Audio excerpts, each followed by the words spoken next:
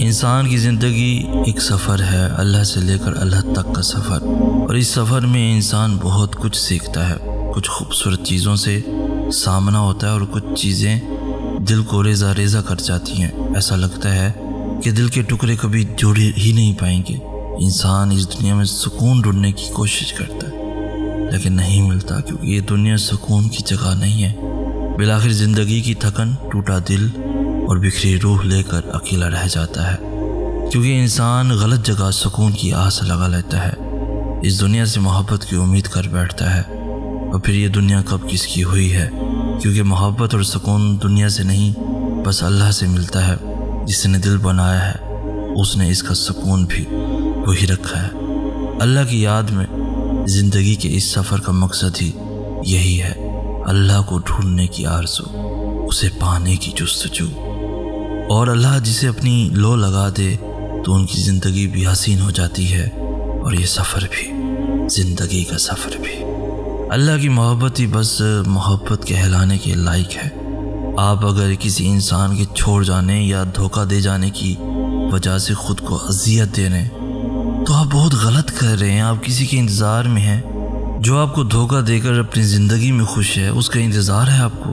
اس نے آنا ہوتا تو جاتا ہی کیوں؟ اور اگر آ بھی جائے گا تو کیا وہ پھر دھوکہ دے گا؟ انسان کبھی بھی سکون نہیں دے سکتا۔ سکون دینا انسان کے بس میں ہے ہی نہیں۔ سکون، راحت بس وہ اللہ ہی دے سکتا ہے۔ آپ سے آپ کا رب اتنی محبت کرتا ہے جس کا کوئی شمار ہی نہیں، اور آپ ایک ناقدر انسان کے لیے خود کو بے مول کیے بیٹھے ہیں۔ اس رب کی محبت آپ کو اس اذیت میں رہنے نہیں دے گی، مگر آپ کو خود بھی کوشش کرنی ہوگی۔ اپنی زندگی پر غور کریں، کیا آپ کے رب نے ہر بار آپ کو مسائل سے نہیں نکالا؟ آپ کی لاکھ نافرمانیوں کے بعد بھی اس نے آپ سے منہ نہیں موڑا۔ وہ آج بھی آپ کی توبہ کے انتظار میں ہے، آپ کے پلٹ آنے کے انتظار میں ہے۔ تو پھر جائیں اس رب کی محبت کی طرف، اور انسانوں کی محبت کے پیچھے بھاگنا چھوڑ دیں، کیونکہ رب کی محبت کے آگے انسانوں کی محبت کوئی حیثیت ہی نہیں رکھتی۔ مصیبت پڑتے ہی فوراً دائیں بائیں نہیں بھاگتے۔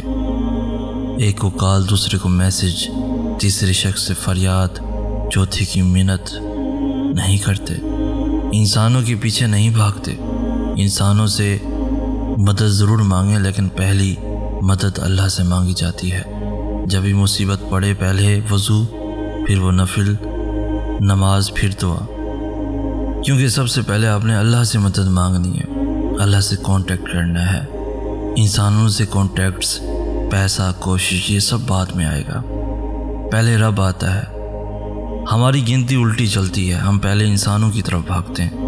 وہ امید دلا دیں تو ہم سکون میں آ جاتے ہیں، وہ امید نہ دلائیں تو ہم مزید انسانوں کی طرف بھاگتے ہیں، اور اگر کچھ نہ بنے تو ہم اللہ سے دعا مانگتے ہیں، اور پھر انسانوں سے رابطہ کرتے ہیں۔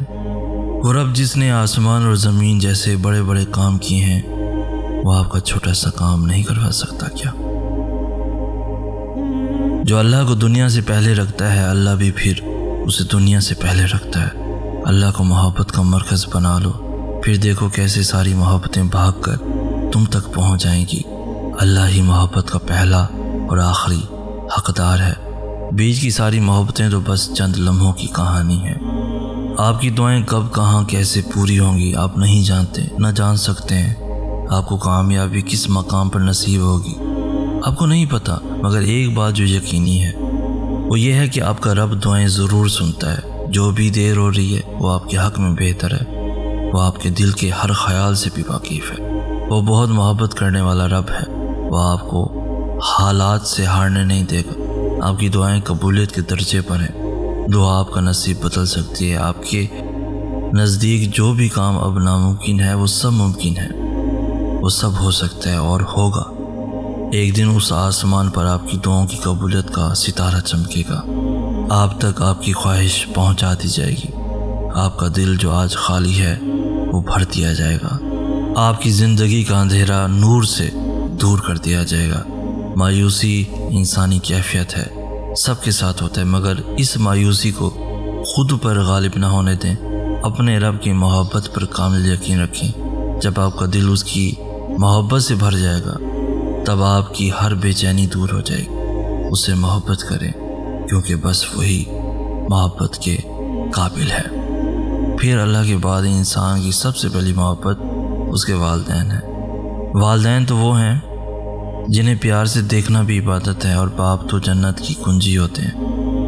باپ کی تو ہر چیز ہی مقدس ہوتی ہے، ان کی قمیض سے آتی خوشبو، ان کا گھر میں داخل ہوتے ہی ان کا جوتا بیٹیوں کو تحفظ کا احساس دلاتا ہے۔ اولاد اس باپ کے رزق کے حلال کے لیے بہائے گئے ایک قطرے کا بھی حق ادا نہیں کر سکتی۔ یہ ایک باپ کی ہی اولاد سے محبت ہوتی ہے کہ ہمیشہ باپ چاہتا ہے کہ اس کی اولاد اس سے زیادہ ترقی حاصل کرے۔ ماں کی اولاد کے لیے محبت ظاہر ہوتی ہے، مگر ایک باپ کی محبت بھی ماں سے کم نہیں ہوا کرتی۔ فرق صرف اتنا ہے کہ ایک باپ اولاد کے لیے محبت کو اس طرح ظاہر نہیں کر پاتا جیسے اس کے دل میں ہوا کرتی ہے۔ اس لیے تو کہتے ہیں کہ باپ سروں کے تاج ہوتے ہیں۔ کبھی کبھی آسمان کی طرف دیکھ کر دل سے کہا کریں، میرے پیارے اللہ، مجھے آپ سے بے حد محبت ہے۔ میں دنیا کی رنگینیوں میں مگن ہو کر آپ کو کھونا نہیں چاہتا۔ میرے اللہ، میں بہت کمزور ہوں، مجھے تھام کر رکھیں، کبھی خود سے دور نہ ہونے دیجیے گا۔ یا اللہ، میرے پاس تو آپ کے سوا کچھ نہیں ہے، آپ ہی میرا کل اثاثہ ہیں، میری زندگی کا حاصل ہے۔ میں آپ کو کیسے کھو سکتا ہوں؟ آپ کو کھو کر بچتا ہی کیا ہے میرے پاس؟ اللہ، آپ کا ساتھ میری زندگی ہے، کیسے زندہ رہ سکتا ہوں آپ سے دور رہ کر بھی؟